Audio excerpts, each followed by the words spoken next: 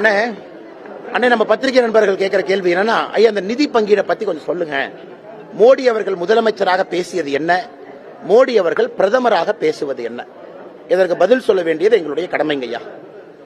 மோடி அவர்கள் குஜராத்தினுடைய முதலமைச்சராக இருந்த பொழுது 2001 ஆரம்பிச்ச பொழுது நிதி பங்கீடு 30.5%, அதாவது 100 ரூபாய் மேல போகுது இன்டைரக்ட் டாக்ஸ்லனா, அதனால திரும்பி வரக்கூடிய பணம் 30.5% தான். மோடி அவர்கள் இதை கடுமையாக எதிர்த்தார்கள்.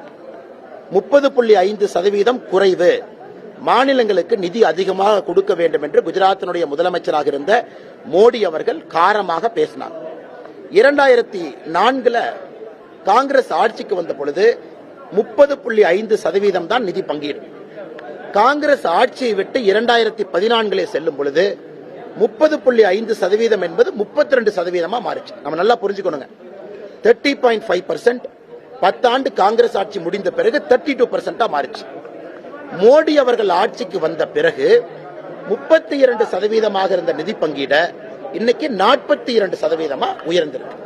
ஆனால் மோடி அவர்கள் குஜராத்தினுடைய முதலமைச்சராக பேசும் பொழுது 30.5% இருந்த நிதி பங்கீடு இன்னைக்கு 42% போயிருக்கு. இரண்டாவது இந்த நிதி பங்கீடு எந்த ஃபார்முலால பண்றாங்க அதை புரிந்து கொள்ள வேண்டிய கட்டாயம் நமக்கு இருக்கு. 1960 வேறு வேறு பினான்ஸ் கமிஷன் வரும் பொழுது கட்கில் அப்படிங்கிற மனிதர் எக்கனாமிஸ்ட் ஒரு ஃபார்முலா கொடுக்கிறார். அந்த ஃபார்முலா படி ஒரு மாநிலத்தினுடைய மக்கள் தொகைக்கு 60% வெயிட்டேஜ், 60% மக்கள் தொகை எங்க இருக்கோ 60%, 40% வேற வேற வெயிட்டேஜ். அப்படிதான் நிதி பங்கீடு ஆரம்பித்தது ஆரம்ப காலகட்டத்தில். அப்ப இந்திரா காந்தி அம்மையார் அவர்கள் கட்கில கொண்டு வந்தாங்க. இன்னைக்கு பினான்ஸ் கமிஷன் 15வது பினான்ஸ் கமிஷன் நாம் பார்த்துக் கொண்டிருக்கின்றோம். இன்னைக்கு ஒரு மாநிலத்தினுடைய மக்கள் தொகை என்பது வெறும் 15%. 60% காங்கிரஸ் ஆரம்பிச்ச கட்கில் ஃபார்முலா இன்னைக்கு நித்தி ஆயோக் வந்த பிறகு மக்கள் தொகைக்கு வெறும் 15 விழுக்காடு மட்டும்தான் நிதி பங்கீடு ஃபார்முலாவுக்கு கொடுக்கிறோம்.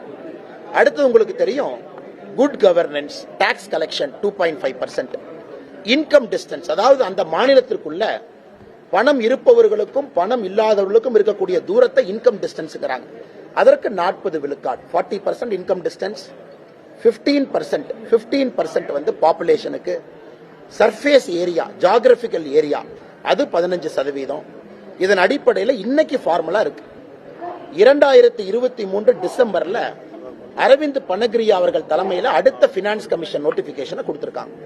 அதனால் நாம் ஒரு விஷயத்தை புரிந்து கொள்ள வேண்டும். மோடி அவர்கள் வந்த பிறகு 30% காங்கிரஸ் 32 கொண்டு போனாங்க, மோடி இன்னைக்கு 42 கொண்டு போயிருக்காரு. அதே போல மக்கள் தொகைக்கு 60% வெயிட்டேஜ் கொடுத்தத இன்னைக்கு 15% கொண்டு வந்திருக்கு. அதனால் நாம் புரிந்து கொள்ள வேண்டும், ஒரு நாட்டில் மோடி அவர்கள் பாராளுமன்றத்தில் சொன்னது பொழுது நாடு உடம்பு போல அனைவரையும் பார்த்து கொள்ள வேண்டிய கடமை ஒரு அரசுக்கு இருக்கு. தமிழகத்திற்கு நிர்மலா சீதாராமன் அவர்கள் பல இடத்துல பேசியிருக்காங்க. நிதியமைச்சர் எவ்வளவு வரி டைரக்ட் டாக்ஸேஷன், எவ்வளவு வரி டைரக்ட் டாக்ஸேஷன்ல கிடைத்த பணத்தை விட எவ்வளவு பணம் நமக்கு கிடைச்சிருக்கு.